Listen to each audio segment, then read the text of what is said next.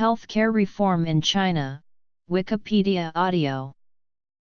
The healthcare reform in China refers to the previous and ongoing healthcare system transition in modern China.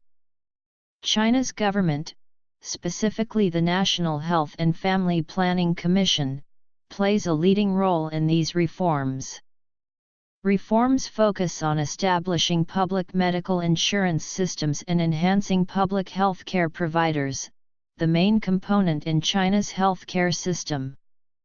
In urban and rural areas, 3 government medical insurance system, urban residents basic medical insurance, urban employee basic medical insurance and new rural cooperative medical scheme cover almost everyone.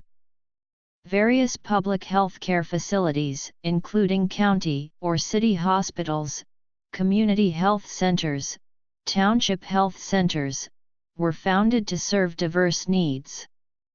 Current and future reforms are outlined in Healthy China 2030.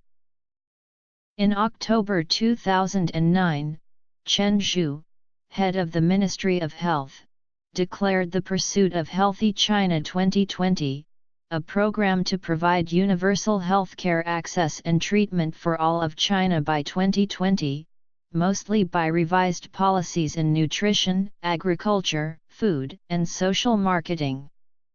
Much of the program centers on chronic disease prevention and promoting better lifestyle choices and eating habits. It especially targets public awareness for obesity, physical inactivity, and poor dietary choices. Healthy China 2020 focuses the most on urban, populous areas that are heavily influenced by globalization and modernity. Additionally, much of the program is media-run and localized and concentrates on change through the community rather than local laws. Many of the aims of Healthy China 2020 are concentrated to more urban areas under Western influences. Diet is causing obesity issues, and an influx of modern transportation is negatively affecting urban environments and thus health. In October 2016, after President Xi Jinping and Premier Li Keqiang's relevant theme speech at China National Health and Well-being Conference in Beijing, China National Health and Family Planning Commission issued the Healthy China 2030 Planning Outline, the most recent comprehensive framework on the goals and plans of its healthcare reform. General Guidelines. The strategic theme of Healthy China 2030 is CO building, sharing and health for all. The project aims to achieve these key goals by 2030, continuous improve in people's health conditions, raise life expectancy to 79, effective control on main health endangering factors, substantial improve in health service, notable expansion in health industry, establishment of inclusive health improving regulatory systems. Specific actions include enhancing health education in schools, promoting healthy lifestyle, encouraging exercise, enhancing universal healthcare access, improve service quality of healthcare providers, special attention to the elder, women, children and disabled, reforms in health insurance, pharmaceutical and medical instruments systems, etc. After 1949, the Chinese Communist Party took control of China, and the Ministry of Health effectively controlled China's healthcare system and policies. Under the Chinese government, the country's officials, rather than local governments, largely determined access to health care. Rural areas saw the biggest need for healthcare reform, and the Rural Cooperative Medical Scheme was established as a 3-tier system for rural healthcare access.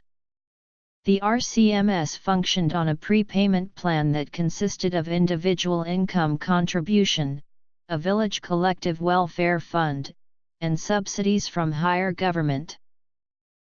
The first tier consisted of barefoot doctors, who were trained in basic hygiene and traditional Chinese medicine. The system of barefoot doctors was the easiest form of healthcare access, especially in rural areas.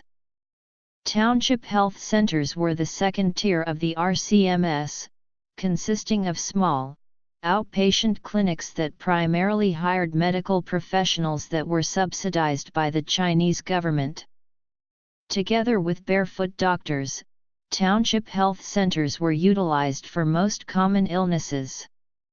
The third tier of the CMS, county hospitals, was for the most seriously ill patients. They were primarily funded by the government but also collaborated with local systems for resources. Public health campaigns to improve environmental and hygienic conditions were also implemented, especially in urban areas. The RCMS has significantly improved life expectancy and simultaneously decreased the prevalence of certain diseases. For example, life expectancy has almost doubled, and infant mortality has been slashed from 250 deaths to 40 deaths for every 1,000 live births. Also, the malaria rate has dropped from 5.55% of the entire Chinese population to 0.3% of the population. The increase in health has been from both the central and local government and community efforts to increase good health. Campaigns sought to prevent diseases and halt the spread of agents of disease like mosquitoes causing malaria. Attempts to raise public awareness of health were especially emphasized.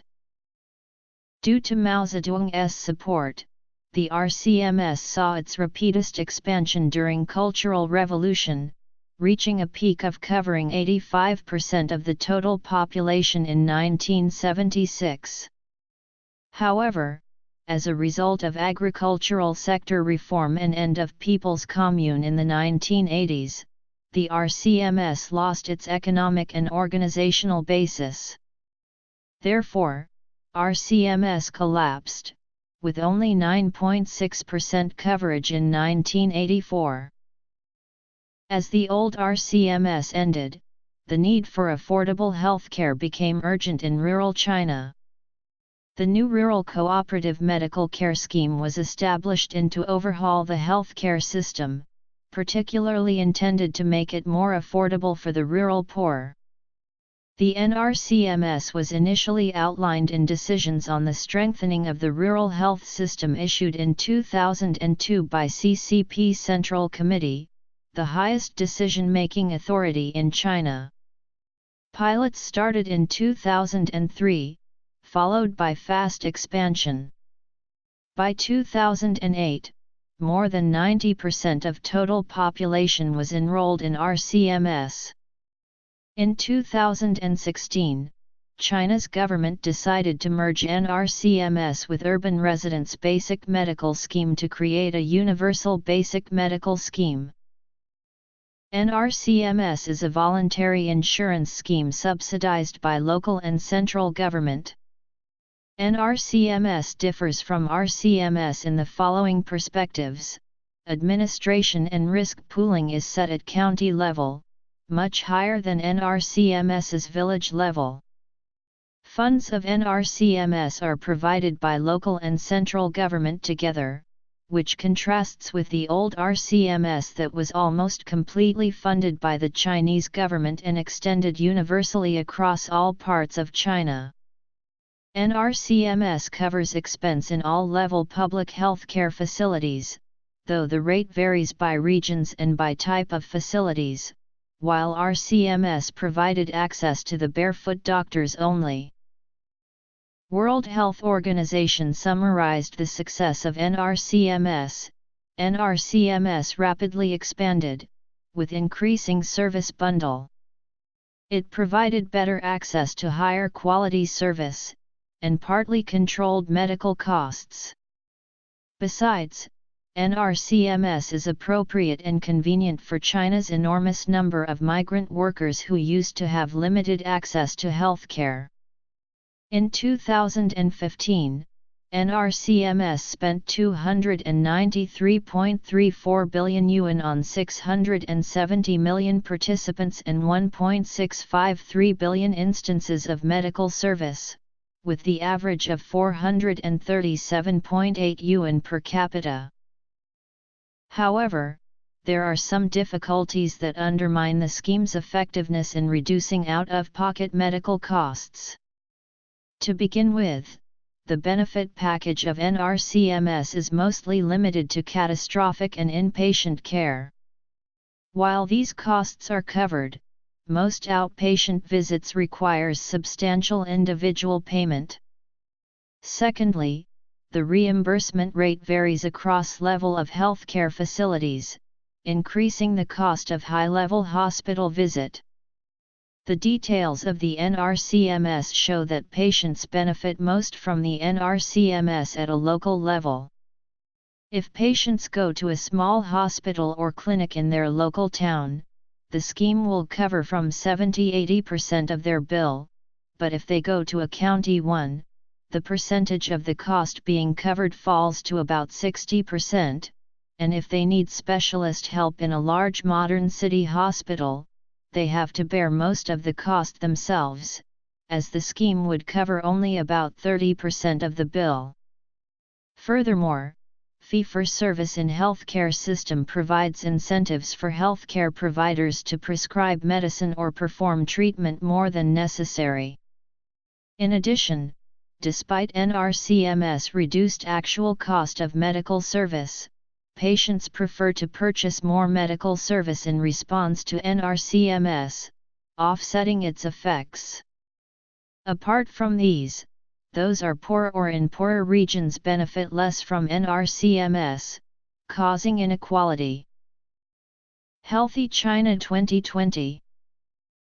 Before 1978, urban residents are covered by labor insurance and government insurance, which demanded minor out-of-pocket payment. After major economic reforms, cost of healthcare rose rapidly. Besides, many urban employees lost their healthcare insurance due to reforms in state-owned enterprises. Urban areas, therefore, saw a rising need for access to affordable healthcare. In 1997, CCP Central Committee and China State Council issued a Universal Healthcare Reform Guidelines, an important part of which is to establish medical scheme in urban areas. Urban Employee Basic Medical Insurance and Urban Residents Basic Medical Insurance was created to cover healthcare expense for urban working residents and non-working residents respectively. In 1998, Urban Employee Basic Medical Insurance was introduced to provide healthcare access to urban working and retired employees in public and private sectors as well. The UBMI is administrated at municipal level, higher than NRCMS. Funds of UBMI came from 8% of the employee's wage, 6% are paid by employers and 2% by an employee contribution, yet now these rates varies by time and municipalities. Different from other types of insurance scheme, UBMI is mandatory. In 2014, roughly 283 million were enrolled in UBMI, contributing 80.3 billion yuan, 283.74 yuan per capita, with expenditure at 66.9 billion yuan to 36.4 yuan per capita. In 2007, Urban Residents Basic Medical Insurance started to provide healthcare access to urban residents that are not covered by UBMI, children, students in schools, colleges, and universities and other non-working urban residents. UBMI was firstly piloted in 2007, and became nationwide in 2010. In 2015, 376 million urban residents took part in UBMI. UBMI is a government-subsidized, household-level voluntary medical insurance, administrated at municipal level. Funds of IRB-MI mainly rely on individual contributions, and partly government contributions. Additional government contributions are given to undeveloped central and western regions and poor or disabled individuals. Research has provided evidence that IRB-MI helped improve Medicare utilization and residents' health conditions, especially for low-income residents. Studies also suggested that IRB-MI was a substantial step towards a universal health care system. In China, public hospitals are considered most the important health facilities, providing both outpatient and inpatient care. They also bear major teaching, training, and research responsibilities. Most hospitals are located in cities. However, several problems pose challenges to accessible and affordable hospital health care. To begin with, prices of medicine are set unreasonably high to make up for low service price. Doctors are also dissatisfied about their income. Secondly, great tension in patient-doctor relationships sometimes causes conflicts or even violence against doctors. Furthermore, patients are not distributed by seriousness among hospitals and lower health facilities, which leads to overconsumption of high-level medical resources in hospitals. The aim of hospital reforms is to maintain the social welfare nature of public hospitals and encourage them to perform public service functions, thereby providing accessible and affordable healthcare services for the people. Reforms started as pilot in 2010 in 16 cities. In 2015, a new version of guidelines came out and extra attention is given to county-level hospitals. In 2017, public hospital reforms expanded with focus on eliminating drug price difference between hospital pharmacies and wholesales. Healthy China 2030. Medical insurance reforms. Various studies have shown mixed results on the effectiveness of the results. Case survey found that reforms in compensation systems increased service quantity and quality, but caused drastic drop in management efficiency. Regional evidence showed that total out-of-pocket expenditure actually increased, despite the decrease in inpatient medications. Health staff's job satisfaction increased while exposed to higher pressure and overtime working. Rural Cooperative Medical Scheme. New Rural Cooperative Medical Scheme. Urban Employee Basic Medical Insurance. Urban Residents Basic Medical Insurance. Healthcare Provider Reforms. Apart from public hospitals, numerous grassroots public health facilities and private healthcare providers also play their unique role in providing healthcare services. Reforms on grassroots facilities focus on their cooperation and responsibility distribution between hospitals, motivate and compensate grass-level health personnel. Private parties are encouraged to provide medical service and cooperate with public sectors. In 2009, State Council started Essential Drug System and published first version of Essential Drug List that consists 307 types of drugs. All grassroots healthcare facilities are required to prepare, use and sell listed drugs almost exclusively. Price of drugs are negotiated by regional government and drug producers while they are sold at zero profit at grassroots facilities.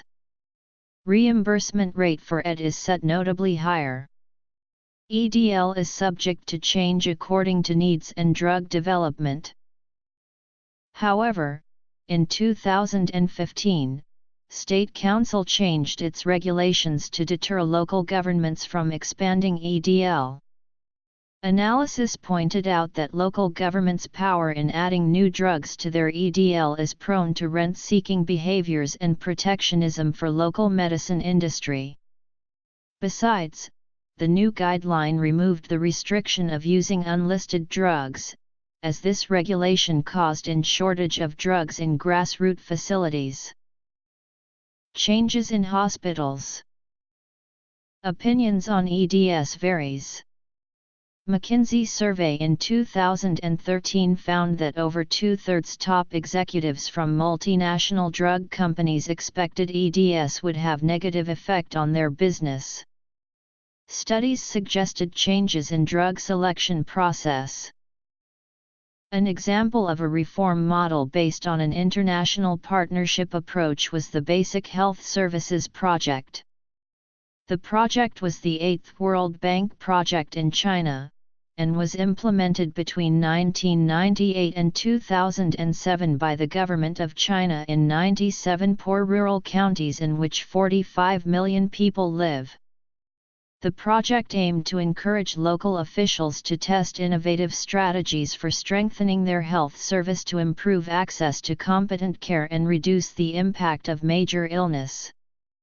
Instead of focusing on eradicating a specific disease, as previous World Bank projects had done, the Health Services Project was a general attempt to reform healthcare. Both the supply and demand side of medicine were targeted. In particular, the project supported county implementers to translate national health policy into strategies and actions meaningful at a local level. The project saw mixed results. While there was an increase in subsidies from the government, which was able to reduce out-of-pocket spending for residents, there was no statistically significant improvement in health indicators. With China managing major health system reform against a background of rapid economic and institutional change, the Institute of Development Studies, an international research institute, outlines policy implications based on collaborative research around the Chinese approach to health system development. A comparison of China's healthcare to other nations shows that the organization of healthcare is crucial to its implementation. There is some disorganization and inequity in access to healthcare in urban and rural areas, but the overall quality of healthcare has not been drastically affected.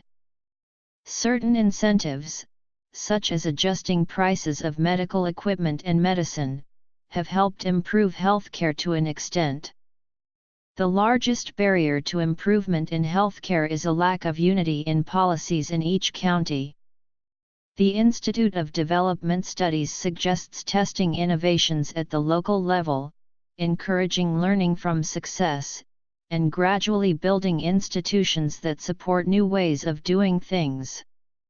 It suggests that analysts from other countries and officials in organizations supporting international health need to understand that approach if they are to strengthen mutual learning with their Chinese counterparts.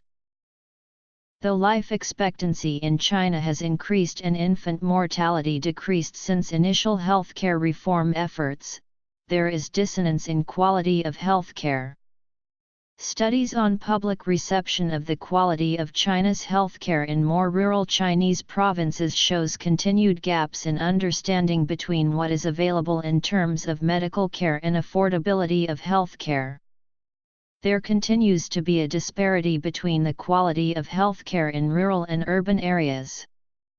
Quality of care between private and publicly funded facilities differs, and private clinics are more frequented in some rural areas due to better service and treatment. In fact, a study by Lim, et al. Showed that in the rural Chinese provinces of Guangdong, Shaanxi, and Sichuan, 33% of rural citizens in these provinces utilize private clinics as opposed to governmentally funded hospitals.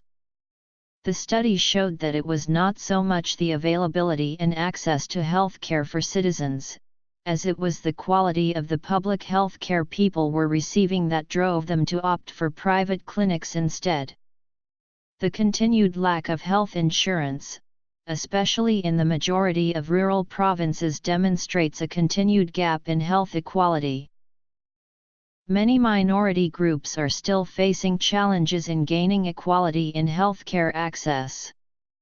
Due to the 1980s health reform, there has been a general increase in government health subsidies, but even still, individual spending on health has also increased.